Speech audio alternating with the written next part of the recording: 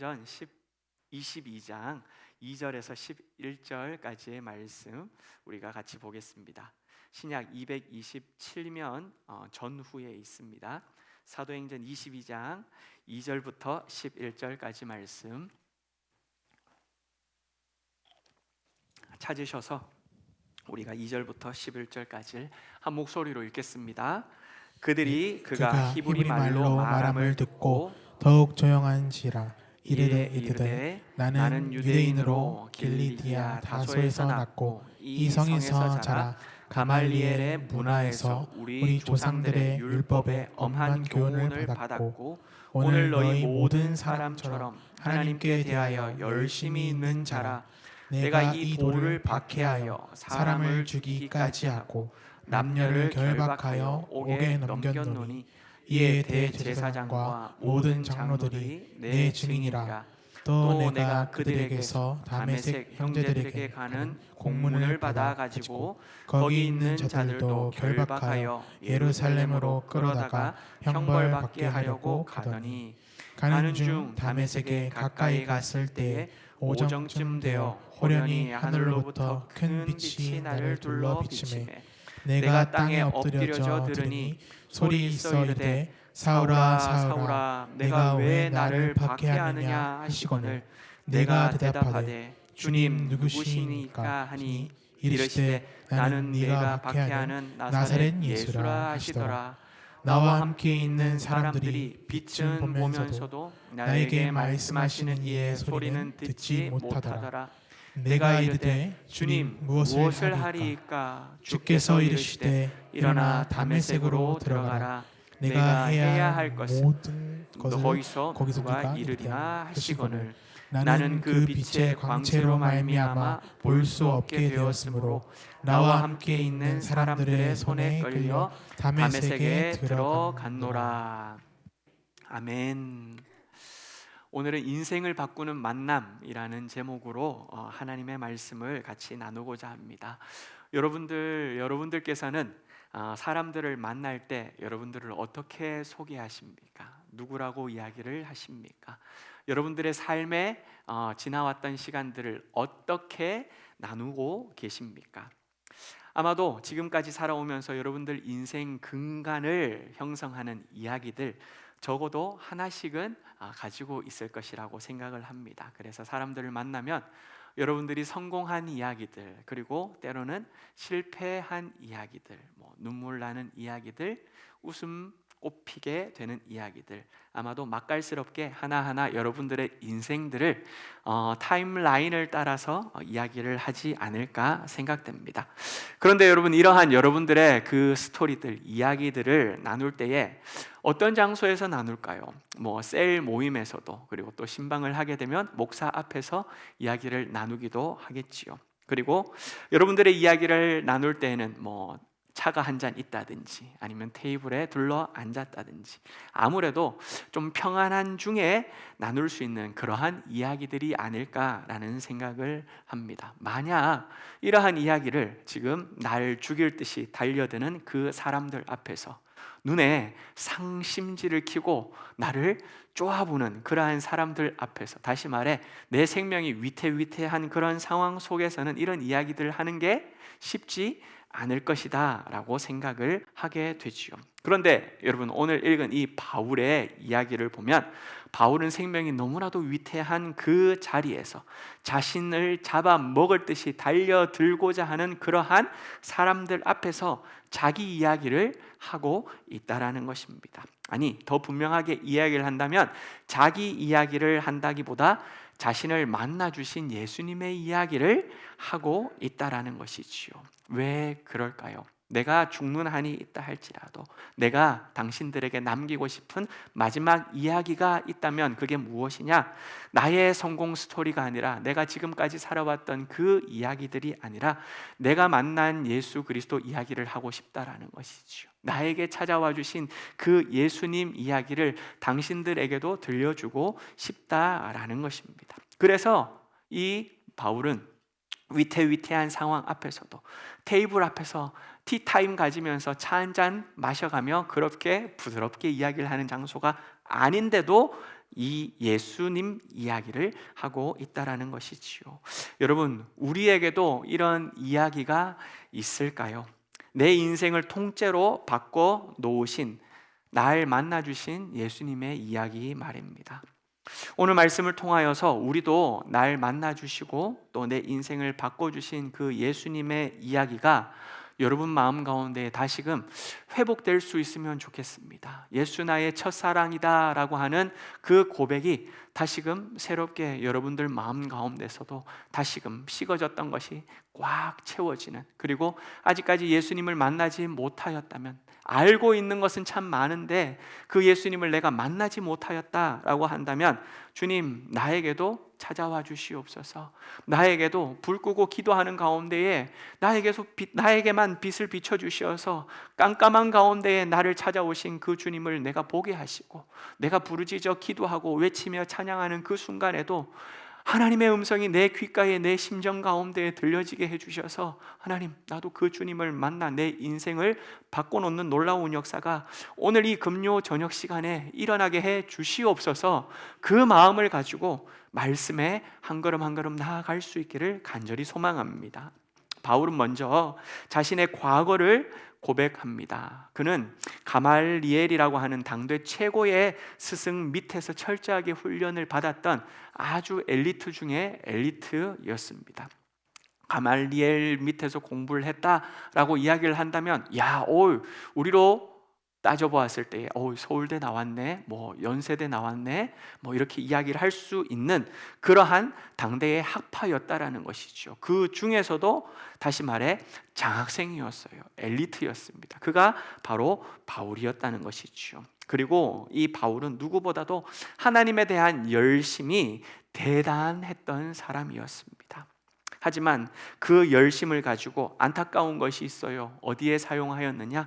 교회를 핍박하는 일에 열심을 쏟아 부었다라는 것입니다. 예수님을 믿는 사람들을 죽이는 일에 앞장섰습니다. 돌 칠 때에 옷을 다 걷어서 가지고 있어 주었던 사람, 그리고 옆에 있는 사람들을 향하여 저자는 죽여도 상관없는 자다, 아니 죽어야만 마땅한 자다라면서 돌 들고 치는 사람들을 오히려 북돋아 주었던 사람, 그가 바로 바울이었던 것이지요. 그리고 거기서 치지 않고 주변에 예수 믿는 사람이다 라고 이야기를 할 거면 남녀노소를 상관하지 않고 불문하고 전부 다 잡아들여서 결박하고 옥에 가두어 두는 장본인이 바로 이 바울이었던 것이죠. 바울은 여러분 확신했습니다. 이러한 모든 일들을 할 수 있었던 이유는 뭐냐? 확신했기 때문에 할 수 있었던 일이지요. 어떤 확신이었을까요? 이렇게 행하는 것이 하나님을 위하는 길이다 라고 하는 확신 속에 사로잡혀 있었다라는 것입니다. 하지만 여러분, 그것은 착각에 불과했다라는 것이죠. 그는 하나님을 위하여서 내 한평생 삶을 산다라고 그렇게 생각했지만 실제로는요, 너무나도 죄송합니다. 하나님을 가장 앞쪽에서 방해하는 대적이 바로 바울이었다는 것이죠. 여러분, 이것이 얼마나 무서운 일일까요? 한번 생각해 보십시오. 열심은 넘쳐났어요. 정말 최선을 다하여 눈에 불을 켜고 아침 일찍부터 저녁 늦게까지 그렇게 최선을 다하여 살아갑니다. 그런데 방향이 틀렸다는 것입니다. 열심히 사는데도 불구하고 온 신의 힘을 다 쏟아붓는데도 불구하고 내가 가야 할 방향이 잘못됐다는 거예요. 엉뚱한 방향으로 가고 있다는 것이지요. 이게 무서운 모습이라는 것입니다. 우리에게도 여러분 이러한 위험이 있을 수 있습니다. 나의 경험, 나의 지식, 그리고 또 나의 고집이 여러분 잘못된 열심이 되어질 수 있어요. 그 열심을 가지고 내 뜻이 바로 하나님의 뜻이다 라고 생각하면서 그렇게 믿고 달려가는 그 길이 하나님 보시기에는 바울 보면서 가슴 아파하는 것과 같이 너무나도 마음 아파하시는 일, 주님과 상관없는 길로 갈 수도 있다라는 것이지요. 오늘 우리 이 말씀 앞에서 내가 얼마나 열심을 가지고 있는가라는 질문을 그렇게 기도를 올려드리기보다 오늘은 어떻게 기도를 해야 되느냐? 하나님 아버지, 나의 열심이 지금 어디를 향하고 있습니까? 우리가 이렇게 기도해야 할 것입니다. 하나님 아버지, 내가 가고 있는 방향이 지금 올바른 길이 맞습니까? 내가 지금 어디를 가고 있는 중입니까? 우리가 오늘 기도할 때는 하나님 앞에 이렇게 기도하며 나아갈 수 있기를 소망합니다. 여러분, 우리의 신앙이 정말 예수님을 향하고 있는지, 우리의 믿음이, 우리의 섬김이, 우리의 봉사와 우리의 헌신이 정말 교회를 위하여 그렇게 쏟아붓는 열심인지 우리가 돌아볼 수 있어야 한다라는 것이죠. 인생을 바꾸는 그 만남은, 인생을 뒤바꾸어 놓는 역사는요, 바로 이 질문들 앞에서, 이러한 기도 앞에서부터 새롭게 시작한다라는 것입니다. 바울이 다메섹으로 가는 길에 하늘에서부터 큰 빛이 비추었습니다. 그리고 음성이 들리지요. 우리가 잘 아는 음성이에요. 사울아, 사울아, 네가 왜 나를 박해하느냐라는 우리 주님의 음성이었습니다. 바울이 바로 대답합니다. 주여, 누이시나이까? 주님, 누구십니까? 라고 질문하지요. 하나님께서도, 우리 주님께서도 바로 대답하셔요. 그래, 나는 네가 박해하는 바로 나사렛 예수란다.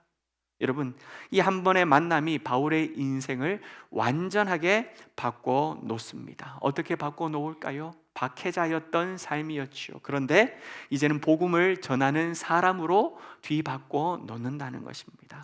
예수를 잡으러 가던 사람이었어요. 예수 믿는 자들을 잡으러 가는 거지만 결국에는 그 씨를 다 말려버려서 예수라는 존재 자체도 없애버리고자 하는, 예수 잡으러 가는 사람이었지만 이제는 예수님께 뭐한 사람일까요? 잡힌 자가 된 거예요. 예수 잡으러 가던 사람을 이제는 예수님께 잡힌 자가 되어 나는 주의 종입니다 라고 고백하도록 우리 주님께서 뒤바꿔 놓으셨다라는 것입니다. 여러분, 신앙은 뭐냐라는 질문을 할 때에 뭐라고 대답할 수 있느냐? 신앙은요, 만남입니다. 한번 따라하겠습니다. 신앙은 만남입니다. 여러분, 신앙은 예수님을 만나는 것, 그게 신앙입니다. 예수님을 아는 게 신앙이 아니에요. 많은 지식을 가지고 있는 게 신앙이 아닙니다. 만나야 되는 것이 바로 신앙이라는 것이죠. 예수님에 대해 많이 아는데도 아직까지 만나지 못하였다면, 정작 내가 만났는가라고 하는 질문이 오히려 내 앞에 더 물음표가, 퀘스천 마크가 더 많다라고 한다면, 사랑하는 여러분, 오늘 저녁 잘 나오셨어요. 이 시간을 사모하시길 바랍니다. 말씀 가운데 사모하시길 바라고, 기도하는 가운데 하나님 아버지, 나도 주님 만나고 싶습니다, 사모하실 수 있기를 간절히 축복합니다. 여러분, 이렇게 말씀을 들으면서 그 말씀이 지금 들리고 있다라고 한다면 그게 뭐냐? 우리 주님께서 지금 여러분들을 부르고 계신다라는 거예요. 우리 주님께서 여러분들을 지금 만나고 싶으시다라고 하는 그 메시지라는 것입니다. 여러분, 우리가 큰 소리로 기도하잖아요. 우리가 주님 앞에 정말 마음 다해 찬양하잖아요. 그런데 참 재밌는 거, 막 빠른 찬양을, 박수를 막 치면서 빠른 찬양하는데, 그러면서도 여러분 울어보신 적 있으신가요? 가사 때문에 울어보시고, 이게 뭐지? 내가 지금 빠른 찬양하고 있잖아, 나 박수치고 찬양하고 있잖아. 그런데 눈물이 쭉 내리면서 하나님께서 내 머리 가운데에 한 대를, 뒤통수를 탁 치는 것처럼, 내 가슴에 파고오는 음성을 가지고 하나님께서 내 마음의 음성을 뒤흔들어 놓는 그런 메시지가 빗줄기처럼 쫙 내 가슴에 꽂히게 되어지는, 그때 주님의 음성이 들려지기 시작하는 것, 그게 바로 주님의 찾아와 주심이고 만나 주심이라는 것이죠. 내가 주님 앞에 마음껏 외쳐가면서 쏟아내면서 기도하고 있어요. 주변의 사람 목소리가 들리지도 않아요. 그렇게 막 기도하고 부르짖고 외치고 있는데 하나님께서 그 소란하는 시간 가운데에 아무것도 들리지 않게 하시고 내 마음 가운데, 은규야, 내가 너 기도 듣고 있다고, 은규야, 내가 너 사랑한다고, 그래, 너 기도 제목 내가 다 알고 있어 라고 하는 그 마음의 평강을 주시고 나에게 위로해 주시는 그 음성이 들릴 때, 그게 바로 주님이 찾아와 주심이고 만나 주심이지요. 사랑하는 여러분, 이 놀라운 은혜와 역사가 오늘 이 저녁 시간 우리 가운데 임할 수 있기를 축복합니다. 바울이 꼬꾸라졌어요. 빛 가운데 꼬꾸라진 것처럼 여러분, 우리도 꼬꾸라질 때가 있어요. 언제 그렇게 꼬꾸라질까요? 큰 질병이 우리 앞에 찾아오게 될 때 바울이 꼬꾸라진 것처럼 우리도 꼬꾸라질 수가 있습니다. 그런데 여러분, 그때가 무슨 때냐? 우리 주님께서 여러분을 만나기 위하여 그 꼬꾸라진 앞에 같이 무릎을 꿇고 우리 주님이 기다리고 계신 때라는 사실입니다. 사랑하는 여러분, 경제적인 난관 앞에 우리가 꼬꾸라질 때가 있지 않습니까? 그죠? 하루하루 살아가는 것도 너무나도 힘겨운 시기를 지나왔던 그 시간들 있어요. 간증이 되는 시간이기도 하지요. 자녀와 가정의 문제 앞에서 여러분 또 꼬꾸라질 때가 있습니다. 너무너무 괴로워요. 대화가 통하지 않아요. 기도를 해도 뭔가 풀리지 않을 수 있는 그러한 시간, 절망의 시간, 꼬꾸러져 있는 그 시간 말이지요. 그리고 나의 교만 앞에서도 우리가 꼬꾸러질 수가 있다라는 것입니다. 그 모든 시간들이 뭐냐? 바로 우리 주님이 나를 만나기 위하여 그 앞에 기다리고 계시는 시간이라는 것입니다. 사랑하는 여러분, 오늘 밤에도 그렇게 꼬꾸러지는 그 시간, 주님 앞에 매달려 기도하며 울부짖는 그 시간, 그 자리가 살아계신 주님을 만나는 은혜의 시간이 될 수 있기를 주님의 이름으로 간절히 소망합니다. 바울은요, 그 주님을 만나면서 여러분 두 가지 질문을 던지게 돼요. 그 두 가지 질문 여러분 잘 들으셨다가 그것이 바로 우리 오늘의 기도 제목이 되어질 수 있으면 좋겠습니다. 첫 번째는 뭐냐? 주님, 누구십니까? 라고 하는 질문이에요. 8절 말씀이지요. 우리 한번 읽어봅니다. 시작. 내가 대답하되 주님 누구시니까 하되 이르시되 나는 네가 박해하는 나사렛 예수라 하시더라. 아멘. 바울이 뭐라고 질문했다고요?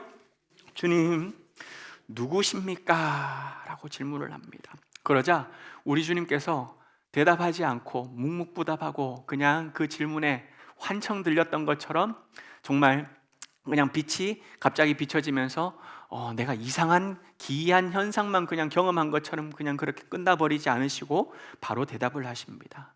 대답하는 가운데 바울이 깨달았던 게 뭔 줄 아세요? 여러분, 죽었다라고 생각했던 예수님이 살아 계신다라는 것을 확인하는 순간이 되었다라는 것입니다. 여러분, 그분이 우주의 통치자이시고 그리고 부활하신 예수 그리스도라는 사실을 바울은 주님 누구십니까? 라고 하는 그 질문 가운데에 대답을 통하여 깨달았다는 것이죠. 여러분, 우리가 인생이 언제 변할 수 있을까라는 질문을 한번 던져 보십시오. 여러분, 언제 변할 수 있을까요? 한번 제가 생각을 해보니까 거주 환경이 변하면 내 인생이 좀 변할 수 있지 않을까, 바뀔 수 있지 않을까라는 생각을 해봅니다. 학생들은 학교를 가기 시작하면 인생이, 삶이 바뀌기 시작합니다. 직장을 구하고 난 다음에 일을 시작하면 또한 사람의 삶이, 인생이 바뀌고 변하게 되기도 하죠. 그리고 성공이라는 것을 경험하게 되면 또다시 그의 인생은 또 바뀌게 될 것입니다. 이런 외적 요인들에 인하여서 사람들은, 인생들은 바뀔 수 있습니다. 그리고 고난을 겪게 될 때에도 사람은 바뀔 수가 있습니다. 고난 가운데에 긍정적인 동기부여를 받게 되면 인생이 고난 가운데서도 야, 어떻게 저 사람은 고난을 당했는데도 저럴 수 있지? 라면서 감탄할 수 있는 인생의 변화를 경험하기도 한다는 것이죠. 그런데 여러분, 진짜 인생이 바뀌는 순간은 언제인가? 라는 질문을 또다시 한번 던져볼 때에 예수님이 누구신지 알게 될 때, 그때 여러분 진짜 인생이 바뀐다라는 그 대답을 저는 오늘 여러분들에게 드릴 수 있어요. 한번 잘 보십시오. 여러분, 거주 환경이 바뀌면서 변화된 내 삶이라 할지라도 예수님을 만나게 되면 그것과는 비교할 수 없는 변화를 또다시 맞이하게 될 것입니다. 그렇지 않은가요? 예수 믿지 않는 사람이 삶의 자리가, 삶의 지위가, 그의 삶의 사회적 환경이 바뀌었어요. 그렇게 바뀐 삶 속에서 즐겁게 살아가고 누리면서 하고 싶은 걸 다 하면서 삽니다. 그런데 그의 삶에 예수가 없었거든요. 그러한 삶에 예수님이 찾아오시고 난 다음 이전에 거주 환경이 바뀌고 사회 지위가 바뀐 그것 가지고는 비교할 수 없는 놀라운 변화가 그의 삶에 또다시 벌어진다라는 것이지요. 여러분, 성공하면서 바뀐 인생이라 할지라도 그것과는 차원이 다른 놀라운 변화가 예수를 만남으로 인하여서 또다시 새롭게 시작되어진다라는 것입니다. 그것이 바로 예수님이 나의 구주이며 주인임을 알게 된 사람에게 펼쳐지는 놀라운 변화라는 것이지요. 사랑하는 여러분, 이러한 사람들에게 있어서는요, 어떤 변화들이 일어나는 줄 아십니까? 예수를 만난 사람, 고난을 보는 눈이 달라진다라는 것입니다.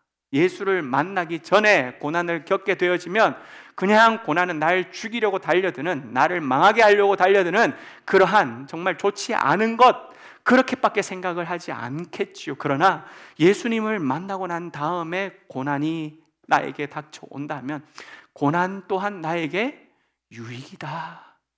이 시간을 통하여서도 하나님께서 나에게 좋은 길로 지금도 인도하고 계신다. 이게 바로 고난을 보는 눈이 달라지도록 만든다라는 것이지요. 여러분, 인생을 해석하는 방법도 달라지게 되는 줄 믿습니다. 예수를 만나게 되면요, 내 인생에 대한 해석하는 방법이 달라요. 내 인생의 주인은 내가 아니라 바로 주님이시기 때문인 것이지요.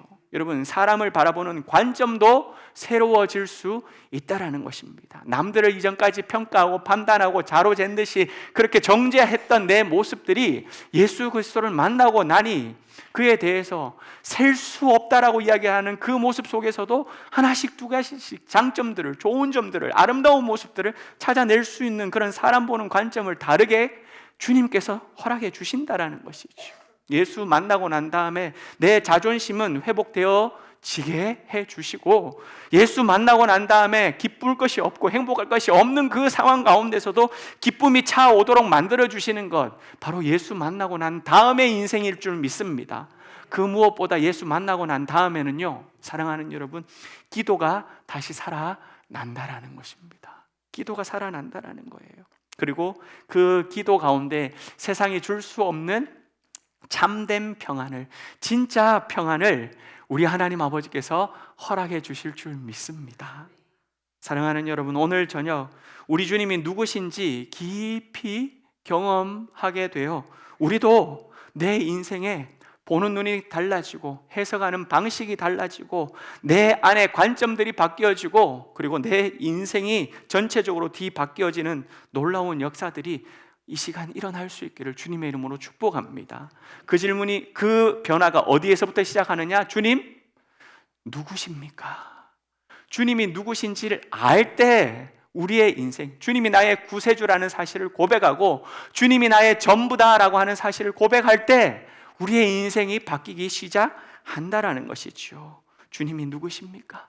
주님이 나에게 어떤 분이십니까? 오늘 기도하면서 여러분도 주님 앞에 그렇게 묻고 나아갈 수 있기를 간절히 소망합니다. 두 번째는요, 주님 무엇을 하리까? 라고 하는 질문에서부터 우리의 인생은 뒤바뀌기 시작한다라는 것입니다. 10절 말씀 한번 읽어보도록 하겠습니다. 시작. 내가 이르되 주님 무엇을 하리이까? 주께서 이르시되 일어나 다메섹으로 들어가라. 내가 해야 할 모든 것을 거기서 누가 이르러 하시거늘. 아멘. 여러분, 바울이 두 번째 질문했던 내용이 무엇입니까? 주님 무엇을 하리까? 라고 질문을 합니다. 여러분, 주님이 누구이신지, 주님이 나의 주인이시고 주님이 나의 전부이시고 주님이 나를 창조하신 창조주라는 그 사실을 알게 된 사람의 입에서 나오는 다음 질문은 뭐냐? 주님, 내가 무엇을 하리까? 라는 질문이라는 거예요. 주님이 누구신지를 알 때에 주님, 그렇다면 내가 이제는 뭘 해야 되겠습니까? 제가 그렇다면 어떻게 살아야 하겠습니까? 내 인생의 방향과 목적을 묻는 질문을 던지게 된다라는 것이지요.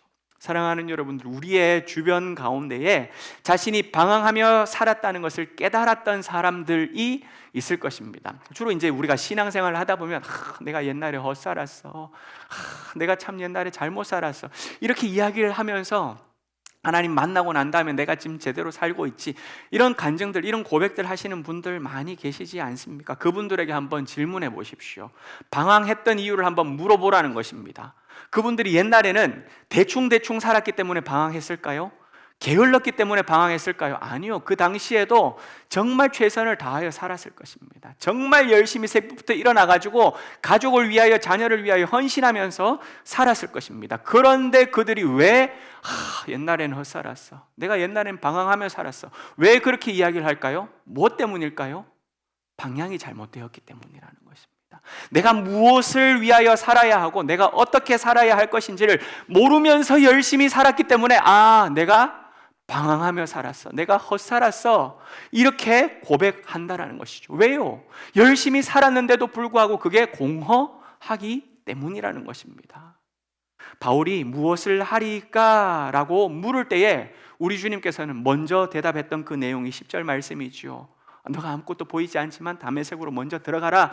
너에게 행할 일들을 알려줄 사람이 너를 찾아올 것이다. 만나게 될 것이다 라고 이야기를 했어요. 그런데 바울이 부형들에게, 앞에 있는 자기의 간증을 듣는 사람들에게 하나님께서 뭘 말씀하셨는지를 21절을 통하여 이야기를 해주고 있거든요. 바울이 뭐라고 이야기를 했는지 21절 한번 읽어봅니다. 시작. 나더러 또 이르시되 떠나가라. 내가 너를 멀리 이방인에게로 보내리라 하시느니라. 아멘. 여러분, 바울이 무엇을 하리까 질문했을 때에 우리 주님께서는 뭐라고 대답하셨냐? 내가 너를 이방인에게로 보내겠다. 사명의 자리로 우리 주님께서는 가라 명령하셨다라는 것이죠. 사랑하는 여러분들, 여기에 우리의 답이 있어야 돼요. 사명을 발견하는 순간 내 인생의 조각 퍼즐이 맞춰지기 시작한다는 것입니다. 아무리 조각 퍼즐을 맞추기 위하여서 열심히 산다 해가지고 조각 퍼즐이 맞춰지는 게 아니라는 말이에요. 우리가 어느 방향으로 가야 되는지를 알아야 하고, 무엇을 위하여 살아야 되는지를 정확하게 판단해야 되고, 어떻게 살아야 하는지를 분명하게 알 때에 우리의 그 조각 퍼즐을 하나하나 차곡차곡 완성해 갈 수 있다라는 것입니다. 사랑하는 여러분, 고난이 오고 핍박이 와도, 그리고 죽음의 위기가 우리를 흔들어 놓으려고 하는 그 순간에도 우리가 무엇을 위하여 살아야 하는지를 알고 있는 사람이라면요, 여러분, 고난 속에서도, 핍박 가운데서도, 정말 힘겹고 어려운 그 순간 가운데서도 내 인생의 조각 퍼즐을 가지고 가야 할 사명의 자리로 뚜벅뚜벅 걸어간다라는 것입니다. 왜요? 어떻게 살아야 하는지를 알기 때문이라는 것이죠. 이게 바로 하나님의 부르심 위에 서 있는 인생의 모습이라는 것입니다. 하나님이 날 왜 부르셨는지, 하나님께서 왜 나를 보내시는지, 어디로 보내시는지, 뭘 위하여 그렇게 나에게 사명을 허락해 주셨는지 아는 사람의 모습이라는 것이지요. 오늘 오전에 갑자기 문자가 하나가 왔어요. 문자가 하나 왔는데 이름 저장이 안 되어 있는 분이었어요. 근데 부고 문자였습니다. 부고 문자였는데 가만히 찾아보고 이렇게 하고, 또 이전 휴대폰 폰을 바꾸면서 제가 연락처를 다 옮기지를 못한 상황이라서 이전 연락처 이렇게 확인을 해보니까 잘 아는 장로님이신데 하나님 곁으로 이렇게 가셨어요. 그래서 어이구나, 이게 무슨 일인가 싶어가지고 다시 이제 확인을 해보고 또 지인들에게 이렇게 물어보게 되니까 여차여차 해가지고 암으로 인하여서 하나님 곁에 가게 되었다고. 나이가 굉장히 젊으셔요. 그러니까 너무나도 더 마음이 아프죠. 그런데 마지막 인생 그 장로님께서 마지막 내가 하나님 앞에서 어떻게 살아야 할 것인가 라고 할 때에 성경 보내는 선교 사역팀에 들어가서 이제 헌신을 하셨어요. 내 인생 마지막 성경 번역을 해서 미 전도 종족들에게, 우리가 직접 가서는 어렵긴 하지만 성경이 직접 가면 되는 것 아니냐, 그래서 나는 이 성경 보내기 사역, 이걸 내 인생의 마지막 사명으로 알고, 내가 그분 이제 사장님이시거든요. 그렇게 돈 벌어서 하나님께서 채워주시는 것은 내가 이 일에 섬기겠노라, 헌신하겠노라, 이게 내 마지막 사명이다.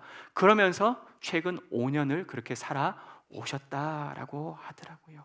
사랑하는 여러분, 하나님의 꿈이 있는 곳에, 하나님의 부르심이 있는 그 자리에 사랑하는 여러분들에게 베풀어 주신 그 각자의 사명을 붙들고 그렇게 살아갈 수 있는 저와 여러분 되기를 주님의 이름으로 축복합니다. 우리 인생의 마지막 퍼즐이 무엇인지, 하나님께서 나에게 허락하신, 나를 부르신 이유와 목적, 사명이 무엇인지, 그 퍼즐 들고 한 걸음 한 걸음 나아가기 위하여서는 우리가 무슨 질문을 해야 된다고요? 하나님, 주님, 내가 무엇을 해야 하겠습니까? 제가 무엇을 하리까? 그 질문 앞에 분명한 사명을 붙들게 되면 우리의 인생이 바뀌어지게 된다라는 것이지요. 사랑하는 여러분들, 우리에게 허락하신 그 꿈이 하나님의 꿈이 되어져서 하나님의 부르심 앞에 그 자리를 걸어갈 수 있는 믿음의 자녀들, 새로운 삶을 살아가는 주의 백성들 다 될 수 있기를 주님의 이름으로 간절히 축복합니다. 바울은요, 죽음의 공포 앞에서도 떨지 않았어요. 두려워하지 않았어요. 연신 매맞았잖아요. 그래서 끌려 올라가던 중에 잠깐만 기다려 보십시오. 제가 저들에게 할 말이 있습니다. 그리고 다시 일어나서 이야기를 해요. 그런데도 떨질 않아요. 왜 떨지 않을까요? 내 과거의 이야기가 아주 대단한 이야기로 그냥 가득 차 있기 때문에, 내가 가말리엘 문화에서 배웠던 것들, 내가 앞에 있는 사람들 다 기죽일 수 있기 때문에 그래서 담대했을까요? 아니라는 것입니다. 그에게는 세상 그 무엇보다도 강력했던 예수 만난 이야기가 그 앞에 있었기 때문이라는 사실이죠. 예수 만난 이야기, 예수가 나와 함께 하신 이야기, 예수가 나를 뒤 바꿔놓은 이야기, 그게 있었기 때문에 바울은 세상 앞에서 두려울 것이 없었다라는 것입니다. 여러분, 간증이 무엇일까요? 뭐가 간증입니까? 다니엘 기도의 간증 우리가 잘 생각하지요. 간증이라 이야기하면 성공한 사람들, 특별히 잘난 사람들, 뭔가 이름 떨칠 수 있을 만한 그런 일들이 있는 것, 그걸 우리가 간증이라고 생각할 수도 있을 것입니다. 아니에요. 아닙니다. 성공하고 화려한 이야기들만이 간증이 되는 것 아니라는 것이죠. 그럼 뭐가 간증입니까? 여러분, 길을 잃고 방황하던 내가 주님을 만나고 다시 방향을 찾게 되어진 스토리, 여러분, 그게 그냥 간증이에요. 여러분들의 이야기가 간증이라고요. 내 고집대로 살다가 꼬꾸러졌어요. 하나님께서 나를 그냥 이렇게 꺾으셨어요. 때로는 나를 그냥 치셨어요. 그래서 주저앉았어요. 그 자리 앞에서 주님 앞에 부르짖고 기도했던 그 시간들, 여러분, 그게 간증인 거예요. 그게 간증이라고요. 오늘 밤에도 여러분 우리가 나와왔지 않습니까? 나와서 제가 두 가지 이야기를 했죠. 주님 누구십니까? 주님, 그리고 내가 뭘 해야 되겠습니까? 질문하고 주님 앞에 기도하라고 말씀드렸죠. 이처럼 내 첫사랑이 그냥 다 식어져 버려서 이 자리에 나와 앉아 있긴 하는데, 기도해야 한다 하니까 기도의 자리에 나오긴 하는데, 어디에서도 내 첫사랑을 찾을 수 없고 내 마음은 그냥 공허하여 향방 없이 그렇게 하루하루 살아가고 있는데, 그래 열심히 살아야지 해서 최선을 다하여 살고는 있는데, 그럼에도 하루를 살고 일주일을 살고 한 달을 1년을 살아도 공허함 가운데 도대체 왜 이럴까? 하나님, 이 시간 주님 앞에 나와 기도합니다. 제가 그럼 도대체 뭘 해야 합니까? 제가 어떻게 살아야 합니까? 주님 앞에 그렇게 부르짖고 기도하는 이 시간 자체가 바로 사랑하는 여러분들의 위대한 간증이 되는 줄 믿습니다. 사랑하는 여러분, 바울을 찾아오셨던 우리 주님께서 그 인생을 뒤바꿔 놓아 주신 우리 주님의 만남이 오늘 이 시대, 이 시간에도 우리에게 임하여 내가 만난 예수님을 나도 고백할 수 있는, 간증할 수 있는 그러한 놀라운 은혜가 우리 모두에게 임하실 수 있기를 예수님의 이름으로 축복합니다. 우리 찬송 288장, 예수